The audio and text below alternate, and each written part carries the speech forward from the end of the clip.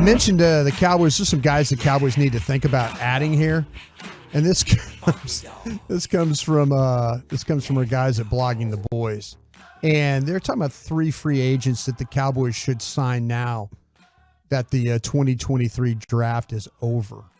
And I want to go through a couple. I want to add one of my own, by the way, just to kind of give you an idea. This that Dalton Reisner. We talked about him yesterday, right? We did a little bit. And if you weren't listening, I kind of going to give you an idea of what my guy said about him. Said he was this guy's a guard. He was with the Denver Broncos. He's made 62 starts in his career. 62 for 62 on starts. Never missed a game? Never missed a game. But my scouting buddies around the league say he is a little bit of a descending player. He says he's kind of a grinded out guy, short range player, slow feet, slow on the move, struggles to bend, has to win with hand use, short area, and his toughness. So I know people are asking about, they need to go get a guard. Dalton Reisner would be a guy. I like the fact that he hadn't missed a game. He's only like 26, 27. This is a young guy, right? Yeah. My other guy said about him I was interested, and he was pretty much like, he was surprised that he was still on the street. Yeah. He goes, I'm surprised he's still available. And he goes, I'm not sure why. He said, didn't have a great year last year, still young, low-end starter to strong backup.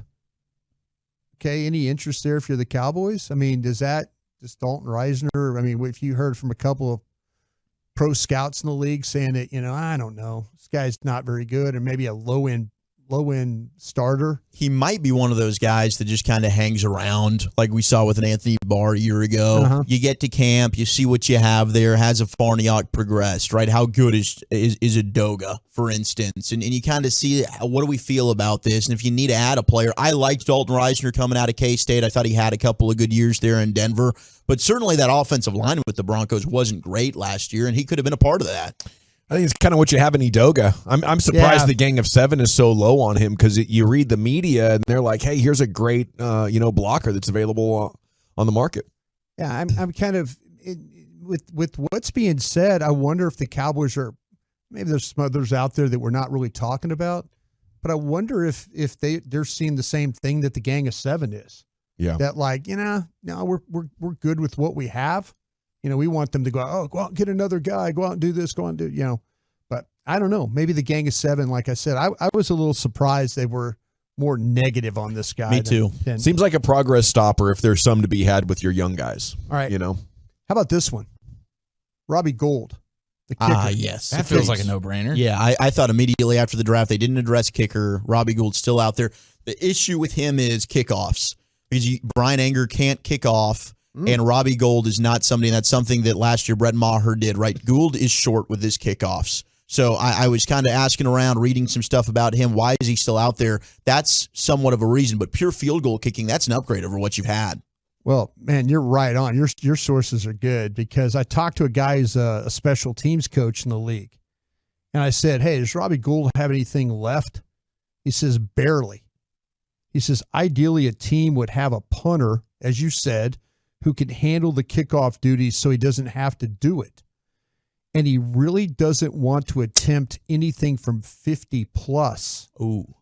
So it could put a strain on the offense in fringe territory. Yeah, I don't think the Cowboys want to go there, because a lot of their kickers have been big booter guys. Really, Yeah, that was the start of the end for Dan Bailey not being able to kick it far enough. You're right, especially with Maher. But I wonder last year, that was something we talked about. McCarthy was so aggressive going for it in kind of that fringe territory on fourth down. Would the Cowboys be a team that's less concerned about that, because maybe their attitude is, hey, if it's a manageable fourth down, we want to go for it anyway? I don't think so, because I think it's end-of-game situations that are dictating these teams looking at, we need the big leg kicker that might be able to go from 60 to win us a game that otherwise we'd have no shot. So he doesn't want to kick beyond 50, and then last year between 40 and 49, he missed 4 of his 11 kicks in that range. So he was 7 for 11 between 40 and 49 yards. But perfect in the playoffs. Yeah. He's never missed. All right, the last guy here real quickly is that William Jackson III. This is the cornerback that was at Washington. And so we all kind of knew what the situation was with the Cowboys.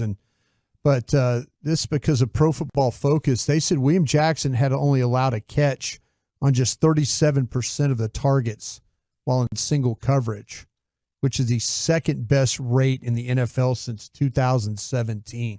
That's insane. How many attempts was that? Do you see? Minimum of 100 snaps. Wow. Right there. Okay. Minimum of 100 snaps. So, do you feel good enough about the Cowboys' corner situation that you I could use an upgrade. Yeah. I could use I feel good about the first three guys. I feel very good, but and then Mukwamu and some of the other guys I feel like are good prospects. But if you can give me an accomplished veteran who's going to be on the bench at the start of camp, now I'm feeling like we can actually absorb an injury. Yeah, you can never have enough of these guys. And so is he better than Kelvin Joseph right now? I would say yes. That Kelvin Joseph. Is he better than Nashawn Wright? Yes. Yeah. Is he better than any of the guys they just brought in via the draft and undrafted free agents? I would say probably yes. So now I don't know. He's just a boundary guy? I don't know if he does much in the way of nickel, but I don't think it matters. I think he'd be a guy that I'd probably want. Yeah, because you have Blandon Lewis that can play, and even Mukwamu was really impressive with his size playing in the slot. So you kind of do need, for depth purposes, more of an outside guy, because Kelvin Joseph was a target. You couldn't put him out on the field. Teams were immediately going to say, that's where we're going. That's where we're throwing the football. I don't think Joseph makes the team. And Nashawn Wright, can be a good special teams player, but I wonder how much they like him. Yeah, real quick, can you power rank, though, as far as the needs go still? Would it be guard, kicker, corner? I think kicker's number one. You don't have a kicker. Number one, Gavin? Yeah, you don't because you don't have one. Yeah. But they'll get one, and guard is going to be the reason they can't score in the playoffs.